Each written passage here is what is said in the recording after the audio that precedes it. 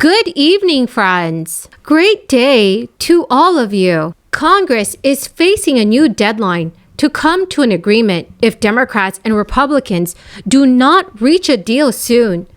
Our government may shut down, and this could affect millions of Americans and their monthly benefit checks. Please make sure you watch until the end of this video for the latest breaking news. To say thank you for watching every day, I'm giving away 4 $75 Walmart gift cards every week. Please make sure, friends, that you click and like several of my videos and then comment below the keyword of each video that you watch. The more videos that you watch and then leave a comment on, the greater your chances of winning these giveaways. Democratic congressional leaders are facing an obstacle that could potentially risk a government shutdown. This comes after Senate Majority Leader Chuck Schumer and West Virginia Senator Joe Manchin have agreed to support the Inflation Reduction Act. Vermont Senator Bernie Sanders has repeatedly criticized the side deal that Chuck Schumer and Joe Manchin agreed upon. The deal would streamline the permitting process for energy products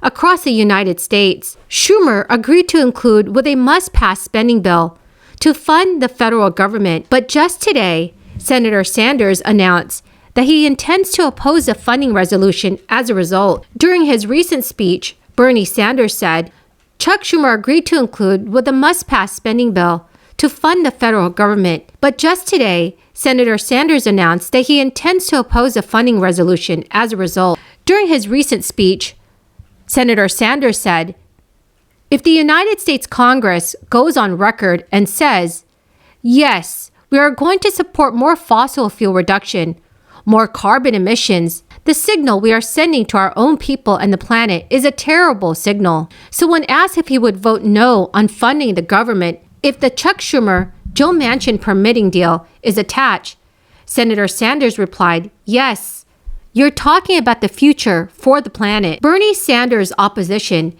adds to the growing progressive pressure in the House of Representatives, where some progressive lawmakers have likewise threatened to block the government funding bill if it includes Joe Manchin's desired changes to energy permitting. Senator Manchin has argued that permitting reform will also help speed projects related to wind, solar, and other environmentally friendly sources of energy. He is adamant that permitting reform must stay in the funding bill, and so far, he seems to have Chuck Schumer's backing. Some other Republicans are vowing to oppose the funding resolution because they oppose Chuck Schumer and Joe Manchin's deal-making. Many conservatives have said they took umbrage at the last-minute nature of the deal.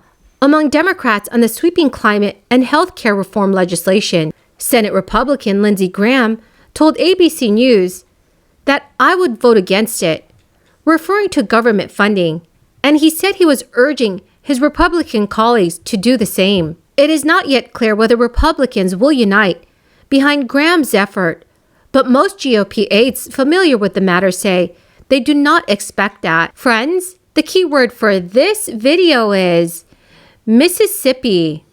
If you would like to enter tomorrow's Walmart gift card giveaway, please click and like several of my videos and then comment below this keyword, which is Mississippi, and additional keywords of any video of mine that you watch. And do make sure, friends, that you are subscribed to my channel. Throughout the crisis, the American government sent out multiple rounds of stimulus checks. First, under the former president's administration, and then with the most recent coming under the Biden administration. There is no doubt that those stimulus checks had a large impact on all walks of life, from the young to the elderly, to the single, to those with large families. Most stimulus checks were sent as electronic transfers to bank accounts, but when the Internal Revenue Service did not have a recipient's direct deposit information, it mailed a paper check, just like all payment checks sent from the U.S. Treasury. If those checks are not cashed within 1 year, they do expire. There is good news, though. You can request a new one if you have a check that has expired. About 9 million U.S. citizens live overseas. Stimulus payments worth $5.5 billion were sent to more than 1/3 of those expats, soldiers, and world travelers. But unfortunately, the homeless were the most likely Americans to miss out on stimulus funds. As many as 12 million Americans eligible for the stimulus payment had never received one. Due to the nature of homelessness, millions of Americans did not have an address or bank account that the IRS could use. According to the Internal Revenue Service, many homeless individuals do not earn enough to file a tax return, which is a document that the IRS uses to determine a payment. So friends, please let me know in the comment section below if you are missing a stimulus check. Well, my amazing and beautiful friends, that is the end of my daily stimulus update video. Thank you, my dear friends, for joining me here every single day. And I greatly appreciate all of you for doing so. The winner of yesterday's Walmart gift card giveaway is Rita Grubbs Wright. Congratulations, my dear friend. To claim your gift card, please check your notifications page and send me an email. Or you can also send me a message on my Facebook page. Thank you, everyone, and have a wonderful and blessed evening. Whatever it is that we're moving, permitting's been our big issue. We have wind power coming out of Wyoming that's started permitting in 2007 that still can't get out with the Transwest. We have in Massachusetts, you have electricity lines that can go get hydropower from Canada, except they can't actually go get that. In natural gas, our problem is not a shortage of natural gas in the country. It's a shortage of pipelines to actually be able to move it. Our price issues right now with natural gas is a pipeline capacity issue more than anything else. So my first concern is I don't want us to put hydrogen and say, good, we have such a good structure right now with permitting natural gas pipelines, let's do it like that. Because I think it's a terrible idea to say, let's do it like that, because that's not working very well right now. So my questions are all around how we do the permitting and how we fix this. Mr. Zimmerman, you actually tried to identify 5 areas, and I read through your notes on this.